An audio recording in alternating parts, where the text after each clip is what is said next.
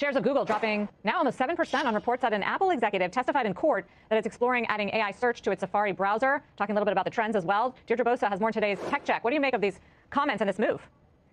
Well, Sarah, in short, what I make of it is this is essentially a Google investor's worst fear come true. Let me go back and tell you what was said. In testimony today, as part of the DOJ search case, Apple VP Eddy Cue, he dropped these bombshells. He said Safari searches declined for the first time in April, adding that Apple is now exploring adding an AI search option, naming Perplexity and Anthropic as possible partners. Cue even admitted that he has lost sleep over the possibility of losing Google's payments. Now, those payments, which are worth over $20 billion a year, that helps Google maintain its search dominance by ensuring that it is the default on Apple devices. If Apple starts rerouting users to alternatives, even in part, that threatens Google's most profitable business, search ads. Always comes back to search ads. It also fulfills the innovator's dilemma that has been looming since ChatGPT went viral years ago, that Google cannot or will not cannibalize its search business for an AI chatbot alternative as user habits change. And the fear was always that habits would change quicker than Google was able to move. Now, Apple is arguably the single most valuable gatekeeper of consumer behavior. So if it sees the writing on the wall and starts experimenting with AI-first answers, Google risks losing both traffic and that default status. So this is no longer just a legal or regulatory risk. This is a structural one.